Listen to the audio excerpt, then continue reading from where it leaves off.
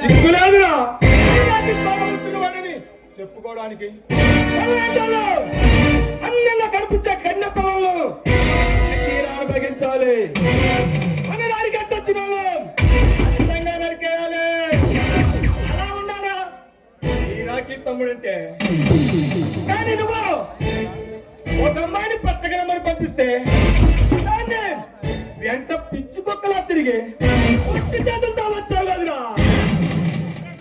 అది కాదన్నా, దాన్ని పాడు చేసి పట్టుకొద్దామంటే ఈ లోపల అక్కడు నన్ను కొట్టి తీసుకెళ్లిపోయాడన్నా.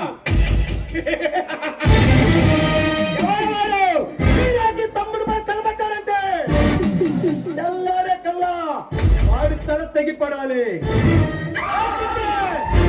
ఈ మాట ఆ మాట ఈ నోట వారి గురించే చెప్పుకుంటారు ప్రజల్లో.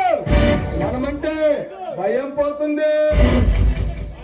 అన్నా వాడెవడో బందిపోటు బలరామంటన్నా, వాడి స్పీడు దూకుడు చూస్తుంటే మన మగాళ్ళ కనిపిస్తున్నాడు.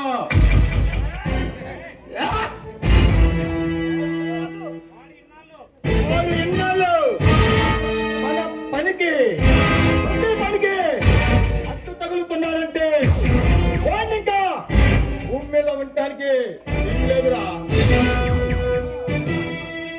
అలా ఒక్క అవకాశమేమో ఈ స్టేట్ లో ఉన్న గుండాల్లో రౌడీలో తీసుకెళ్ళి గల్లీ గల్లీ వెతికి పట్టుకొని వచ్చి కాళ్ళ దగ్గర పడేస్తా.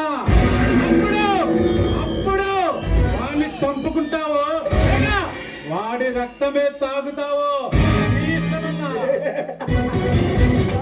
తమ్ముడు, ఈ రాఖీ ఒంట్లో ప్రవహించే రక్తమే ఈ ఒంట్లో ప్రవహిస్తుందని నిరూపించావు. తప్పించుకోవడానికి వీల్లేదు.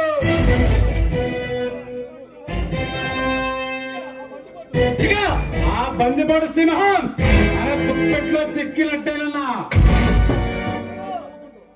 తమ్ముడు, అన్నా ఈ ఆనంద సమయంలో చిన్న పార్టీ చేసుకుందామన్నా.